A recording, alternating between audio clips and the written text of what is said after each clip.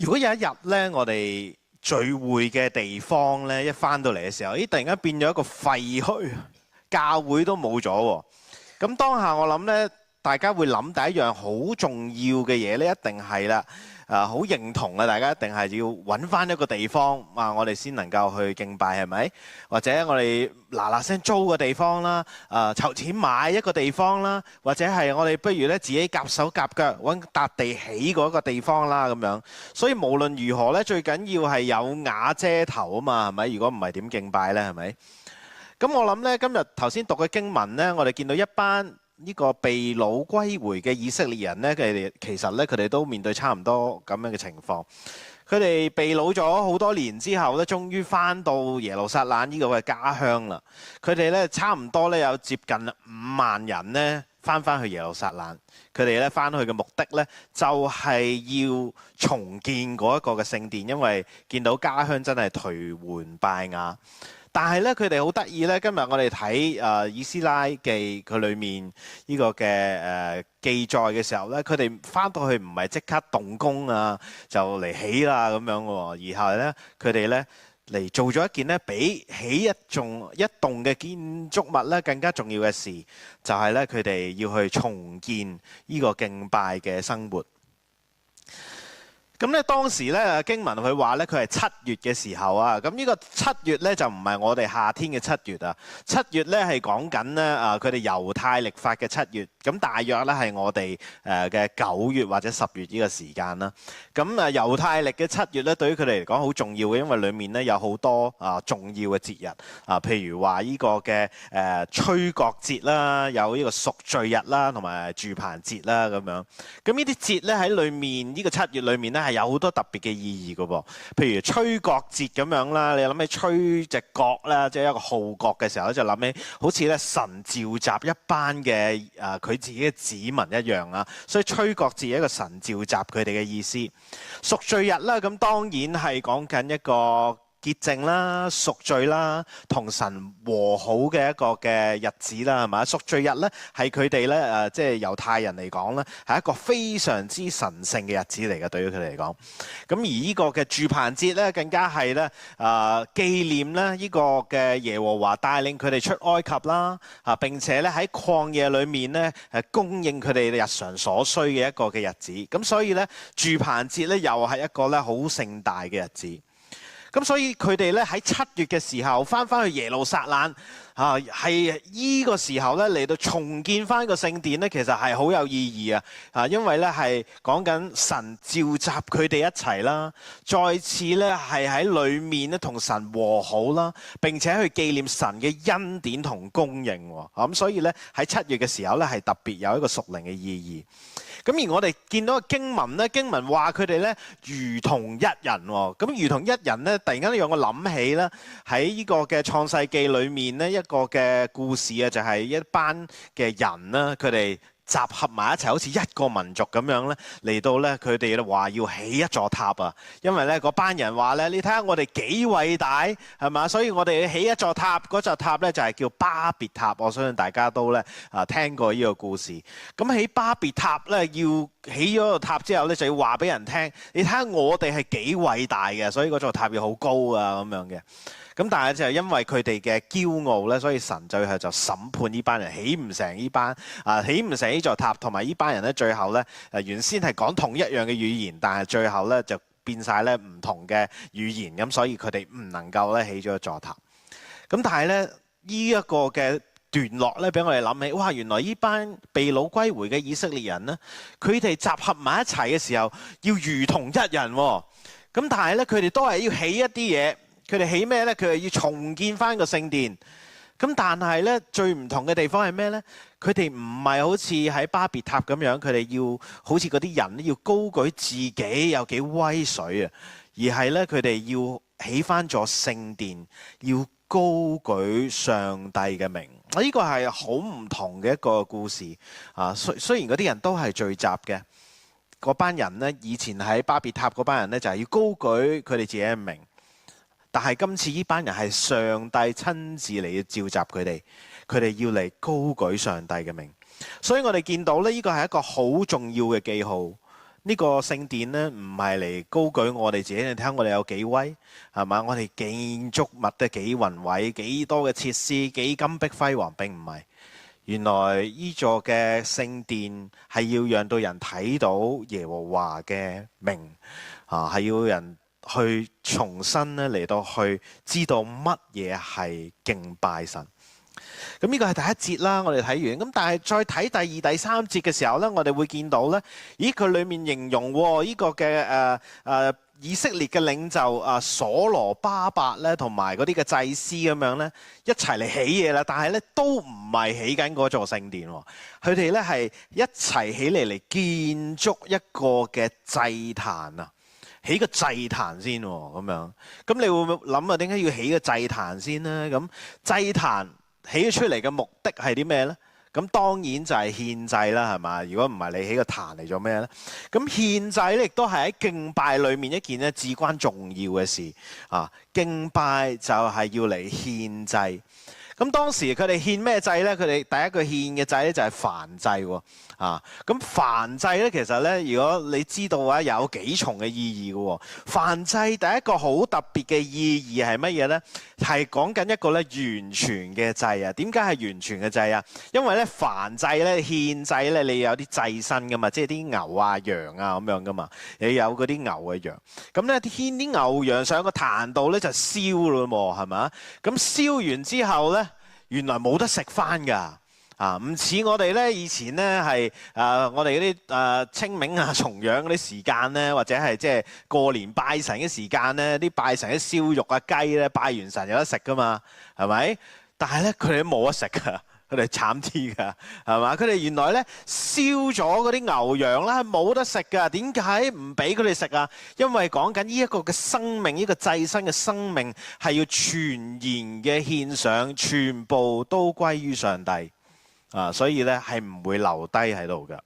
所以咧呢個係講緊一個全然嘅祭，代表我哋所獻上嘅嘢係要全部都屬於神。我哋今日嚟到呢個地方，我哋嚟敬拜，我哋都係獻祭。我哋獻嘅係乜嘢呢？我哋獻嘅可能係剛才嘅詩歌，可能頭先我哋禱告，我哋讀經，甚至乎係各樣唔同嘅服侍，都係我哋獻上嘅。但係最能夠代表完全嘅獻上係乜嘢？係我哋整個人啊！我哋整個人，我哋嘅心思意念，全部都係擺喺上帝嘅裏面。即係你唔係坐喺度咧，跟住撳手機睇下聽日買邊隻股票，或者一陣間去邊度食嘢，並唔係呢啲。我哋喺呢個時間裏面，我哋全然嘅擺上。所有嘅心思意念都係望住我哋嘅主，我哋嘅基督。呢個亦都係啦，喺羅馬書裏面咁講啊，我哋嚟到係將身體獻上當作活祭啊嘛，係咪？所以係整個人完全嘅獻上。而第二樣嘢，燔祭咧，原來咧喺呢個嘅出埃及記嘅29章38至42節嗰度講到咧，原來獻燔祭咧係每日咧有2次嘅喎。有一次係朝頭早會獻一隻羊，而跟住黃昏嘅時候又獻一隻羊嘅喎，好得意嘅喎。呢個講緊啲乜嘢咧？講緊其實早晚佢哋都喺度敬拜緊神，無論係朝頭早，無論夜晚都好。佢哋都係獻上俾神，所以咧呢個亦都係正正我哋今日咧對敬拜嘅了解啊。其實呢個嘅燔祭係佢哋每一日都做嘅，並唔係咧佢哋隔日做，或者係一個禮拜做2、3次、1次咁樣，唔係嘅。但我哋嘅崇拜係點樣㗎？每個禮拜1次啫嘛，係咪？淨係早上嘅啫嘛，係咪？淨係仲要係早上嗰一個半鐘頭嘅時間，係咪？但係唔係佢哋獻嘅燔祭。呢度講緊早上1次，晚上1次，即係講緊成日每一日佢哋都喺度做緊獻祭。正如我哋今日理解嘅敬拜一樣，我哋唔係淨係講星期日我哋返到嚟主日嘅崇拜，我哋係獻祭，並唔係淨係講緊呢一日，而係講緊佢哋每時每刻整個人佢嘅生命每天都喺度做緊獻祭嘅工作。第3樣嘢就係。呢個燔祭亦都有贖罪嘅意思，係嘛？講緊呢係恢復翻同神嘅關係。讓呢個以色列人咧回歸翻同神嗰個正常嘅關係、正常嘅敬拜嘅關係。所以呢個咧亦都係好重要。咁呢三樣嘢加埋，其實就係講緊我哋敬拜係啲乜嘢啊？敬拜就係一個完全嘅獻上，而且係我哋每天嘅獻上。我哋為到咧要咧去同神建立翻一個咧正常嘅敬拜關係。咁呢個係呢度俾我哋一個嘅提醒。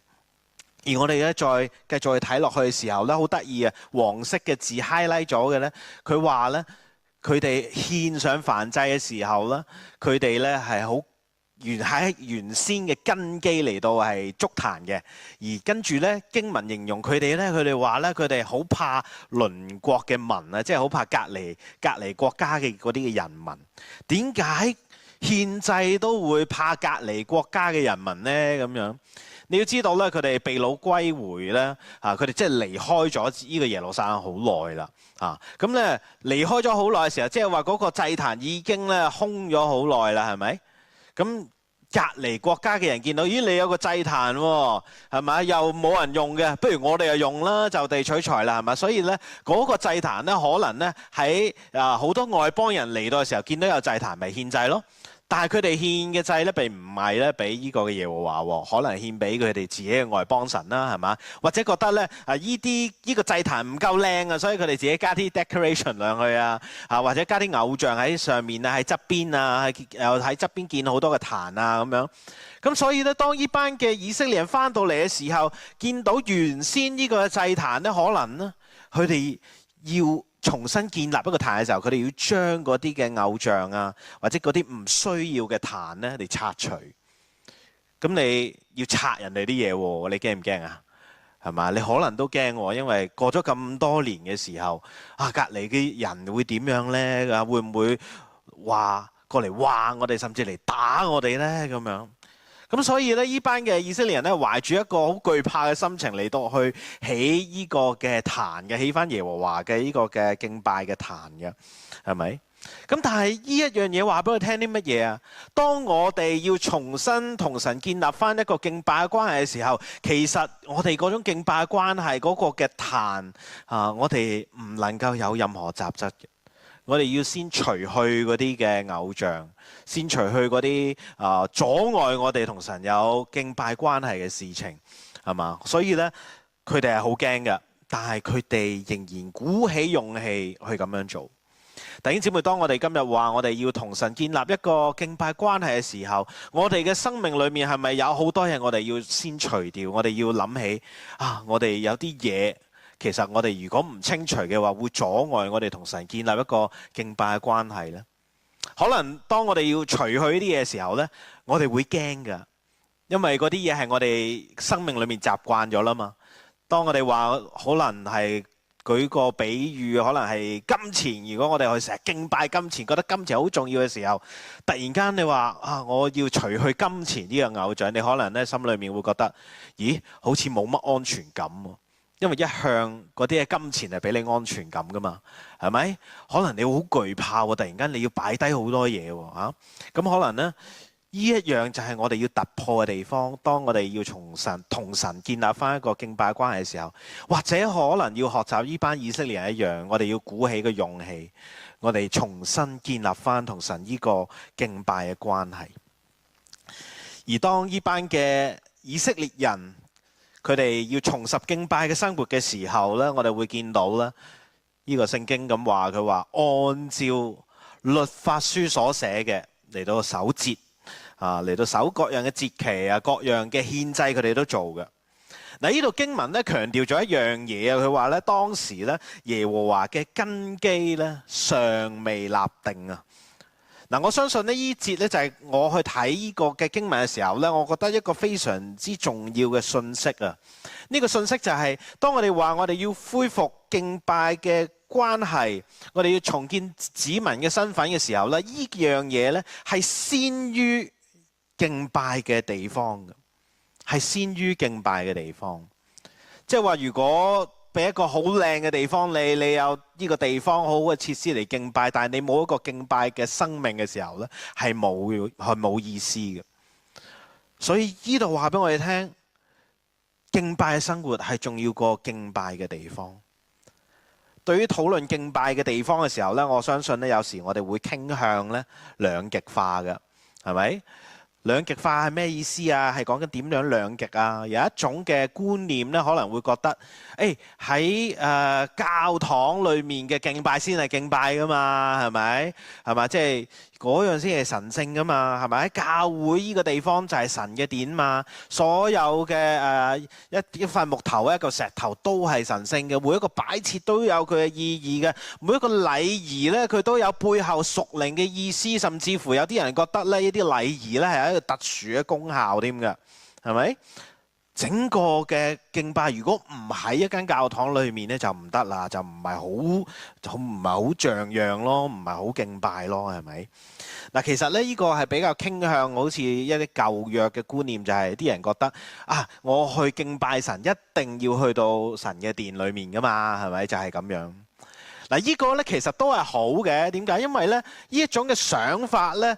俾我哋睇到咧，呢個神真係好，呢個人真係好敬畏神喎，係嘛？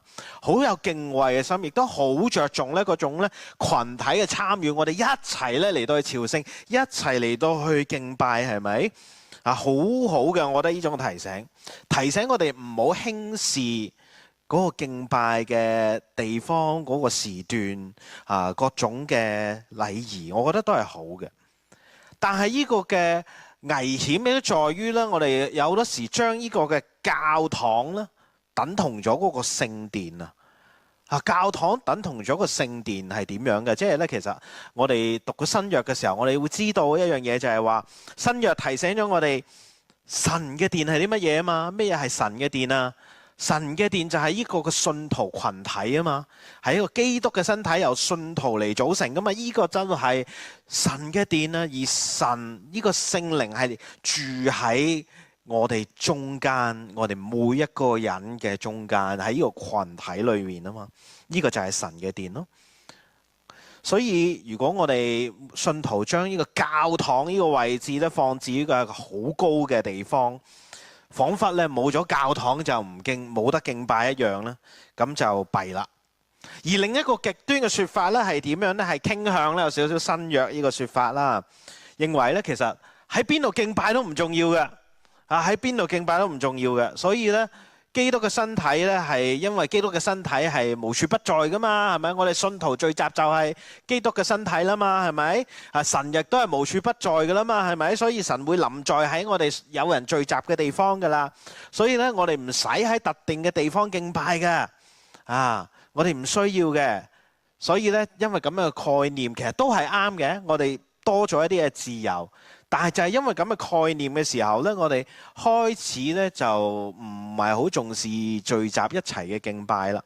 我哋覺得呢，走埋一齊嘅敬拜都唔係太重要啫。我哋今日喺邊度敬拜都得啊嘛，係咪？特別我哋經歷咗2-3年嘅疫情嘅時間係嘛，我哋發展咗呢好多嗰啲網絡崇拜啊嘛，係嘛？聚會方式咁嘅網絡崇拜，我哋前幾個禮拜都做過啦，係嘛？咁所以呢。又好特別喎，因為我哋有咁嘅觀念嘅時候呢，我哋可以隨時參與世界各地唔同嘅崇拜喎。而家8月，今日2號啦，係嘛？有冇人喺呢幾日聽咗香港嘅港九培靈研經會嘅？有啊，有一個係嘛？我都有，我真係可以喺即係我而家喺西雅圖可以聽緊喺香港一啲嘅講員嚟講道喎，嚟到研經喎，係咪幾犀利嚇？呢個科技令到我哋可以同唔同嘅人 connect， 但係咪真係 connect 咧？又唔係喎，我又唔識嗰啲會眾。不過點樣都好啦，俾我哋眼光擴闊咗，係咪？我哋可以睇到唔同教會嘅崇拜，但係佢嘅呢個係好處，但係佢亦都有佢短處，就係話我哋有時放輕咗嗰個面對面嘅相聚，我哋覺得咧呢個變得好次要，我哋覺得我今日瞓晏啲都冇所謂啦，上網聽啦，係嘛？上網聽人講道啊，大家一齊敬拜都 OK 啫，咁樣係咪？所以當我哋討論敬拜地方嘅時候，有時咧我哋會走咗兩個極端。但問題係，其實喺教會裏面嘅敬拜先至係敬拜啊，定係其實網上嘅敬拜都係敬拜呢？嗱，以上呢兩種嘅觀點咧，都有佢嘅長處或者有佢嘅短處。但我特別想借今日嘅以斯拉記呢個嘅第3章咧，作為一個補足，去提醒我哋究竟敬拜裡面最重要係啲乜嘢先？最重要係啲咩先？我哋先唔好討論個地方住啊！如果我哋冇一種敬拜嘅生命嘅時候，俾你喺乜嘢地方都冇用。我諗咧，第一樣嘢咧好重要咧，就係神嘅話語啊！敬拜係必須被神嘅話語嚟到去掌管嘅。頭先睇到嘅經文，佢話嗰班以色列人按住律法書嚟到去做。係嘛？按住律法書去做，去守佢嘅節期，去獻佢哋嘅祭。呢個係即係話按住神嘅吩咐嚟到去敬拜。嗱，當時嗰班嘅以色列人都係得律法書嘅啫，因為佢哋冇嗰啲福音書啊，冇保羅書信噶嘛。但係我哋今日唔同喎，我哋今日多咗好多喎。我哋今日咧有新舊約整本嘅聖經嘅正典，我哋都有。其實當我哋睇晒新舊約嘅時候，我哋更加能夠體會到喺舊約裡面嘅獻祭點樣因着耶穌基督呢位嘅大祭司獻上佢自己成為一個完全嘅祭嚟成就救贖而得以轉化。呢個係好重要，讓我哋今日呢，我哋嘅敬拜唔係只係限於喺佢哋嗰啲嘅聖殿裏面嘅規條，而係我哋今日有更多嘅自由嚟到去敬拜，因為我哋嗰位嘅大祭司耶穌基督已經獻上咗完全嘅贖罪祭。當我哋擁有呢種嘅自由嘅敬拜嘅時候，我哋就知道無論今日我哋喺呢個嘅社區會堂也好，我哋去到 Lakebourne Park 也好，一個公園也好，我哋甚至乎係翻去一個嘅教會嘅禮堂也好，原來我哋都知道我哋係敬拜緊神。按住神嘅話語嘅時候，我哋能夠更加有自由嚟到去敬拜我哋嘅上帝，唔係限制，我哋更加多嘅自由。我哋知道喺任何嘅時刻，我哋嘅心，只要我哋用真理同誠實嚟到敬拜，即係藉住耶穌基督同埋聖靈，我哋就能夠去敬拜神。所以呢，今日係好好啊！如果我哋多睇神嘅話語嘅時候呢，我哋就明白更多點樣嚟到去敬拜神。第二樣嘢呢，好特別，頭先都提過，係如同一人同心合一嚟到去敬拜。嗱，以色列人係如同一人咁樣去聚集啊，係咪？嗱，呢個代表咗咧，佢哋信徒之間有一種嘅連結喺裏面嘅喎。即係你黐住，大家有連結，你先至知道係如同一人噶嘛，係咪？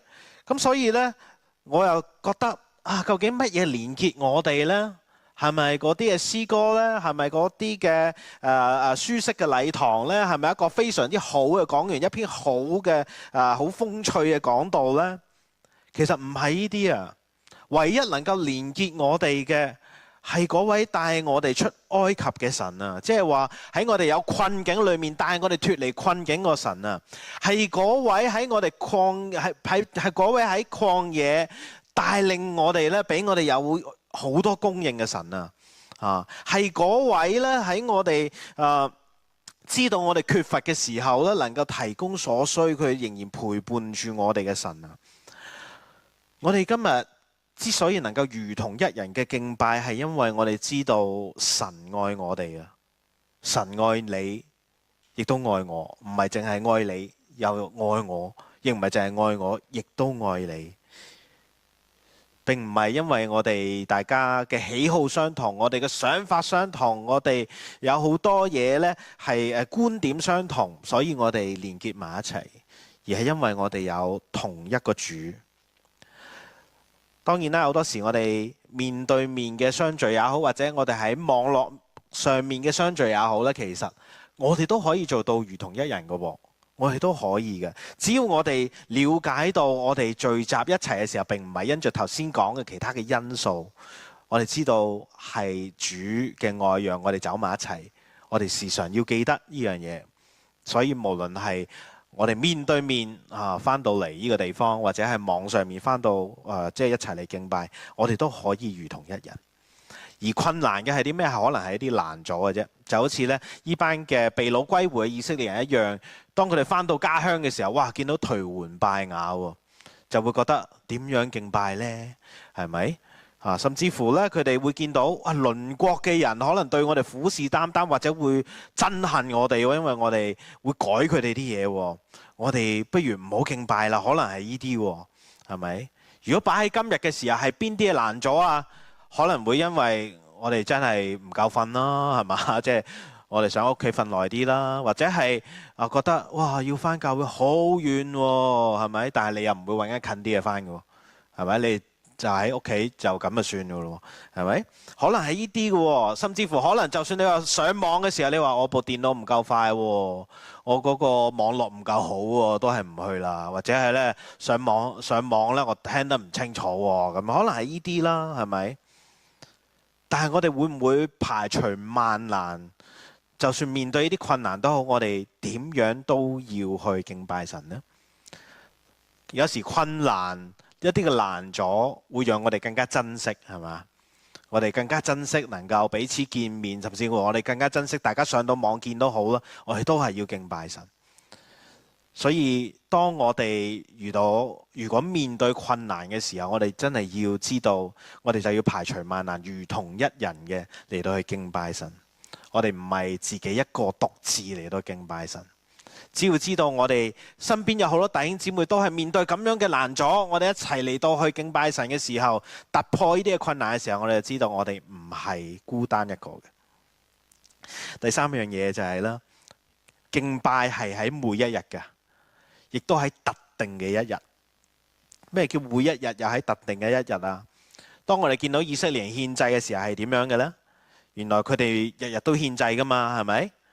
但係佢哋咧亦都守嗰啲嘅特別嘅節期嘅喎，佢哋都喺特別嘅節期裏面咧，住棚節啊、贖罪日啊呢啲咧，佢哋都守足嘅喎，佢哋都做晒嘅噃。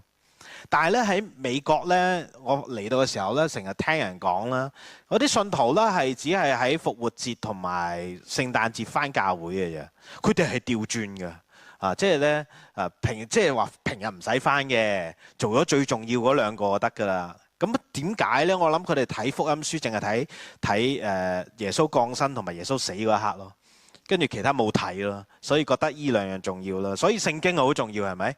你睇晒成本聖經，你就知道乜嘢係敬拜啊嘛，係咪？其實我唔明呢個邏輯，即係點解淨係返復活節或者係聖誕節，係咪？我唔明㗎。即係如果你認識一啲咁樣嘅信徒嘅時候呢，你記得提佢睇返今日嘅錄影，係咪？咁因為佢而家可能飲緊茶或者瞓緊覺，係咪？咁所以我哋真係要去檢討一下啦，或者喺復活節、聖誕節嘅時候呢，我哋唔好講受死受死復活道成肉身呢啲啦，因為佢聽得太多啦。我哋不如就轉下啦，揾次嘅聖誕節、復活節，我哋講下乜嘢係敬拜啦，係咪？我哋唔好用嗰個主題啦，係咪？即係就翻佢哋啊嘛，係咪要咁樣呢？其實任何時刻，我哋嘅生活都係一種敬拜嚟噶嘛，係咪？唔係我講呢句説話並唔係因為唔係講緊呢，即係我哋而家呼吸啊，所以咧我要感謝神俾我有呼吸啊，唔係咁樣，而係我想表達嘅係話，當我哋仍然有呼吸嘅時候，我哋就要去敬拜神。仍然有呼吸嘅意思，即係話你仍然有生命嘅時候，你就要去敬拜神。當你冇咗呼吸嘅時候，你就敬拜唔到神啦。你就要諗下呢樣嘢，究竟係點樣呢？即係咧，亦都係好似咧，有啲人咧，即係結咗婚啲人啦，成日話咩啊？嗰啲嘅情人節啊，嗰啲結婚週年咧，你係唔使慶祝㗎，因為你日日都情人節啊嘛，係咪？咁你問下你身邊嘅老婆或者係老公啦，你係咪日日都情人節咧？你係咪日日都有朱古力收啊？你係咪日日都有人煮飯俾你食，有花收啊？日日都有人氹你啊？唔係啊嘛，係咪？唔係啊嘛。咁既然唔係嘅時候，有情人節同埋有結婚週年，俾咁好藉口你同太太去撐台腳，你都唔做啦。咁你平日點開心呢？係咪？你都真係唔開心嘅，你個婚姻係咪？因為佢連咁重要嘅日子都唔理你，跟住你話日日都係情人節喎。我覺得呢個係最大嘅大話嚟嘅，即係你唔好相信你話日日都係情人節，肯定你嘅婚姻唔係日日都係情人節，係咪？因為每一個經歷咗婚姻嘅人，你都知道唔係日日情人節，係嘛？所以呢度講緊啲乜嘢？呢度講緊，喂，原來我哋每一日都要敬拜上帝，而喺特別嘅日子，我哋更加要敬拜上帝。我哋更加要敬拜上帝。所以以色列人係做咗一個非常之好嘅榜樣俾我哋，因為上帝好想每日嘅與我哋同在，而喺特別嘅日子裏面，佢更加想我哋與佢一齊嚟紀念佢嘅恩典。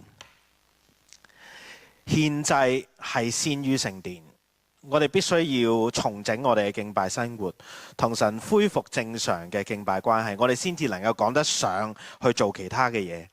擁有一間好靚、好大、設備好齊、裝修好嘅教堂，比你靚到好似舊約一樣金碧輝煌又點呢？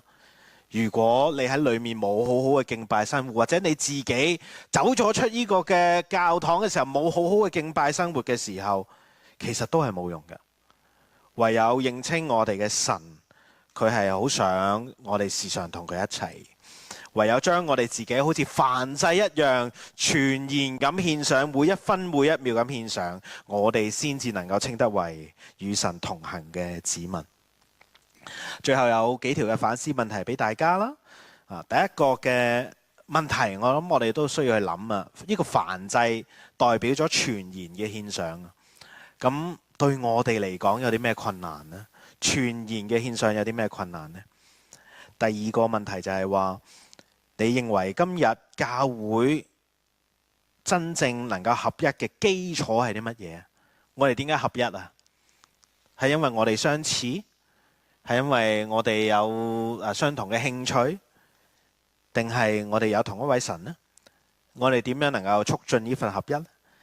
而第三個比較實際啲嘅建議啊，或者你要諗下啦。喺呢個星期，其實我都唔係淨係講呢個星期。如果頭先講到話係你以後嘅每一日，你以後嘅每一日，你有啲咩具體嘅行動，讓自己能夠喺你嘅生命裏面活出敬拜呢？讓我哋一齊咧嚟到去思考呢個問題，我哋一齊嚟到默想啊！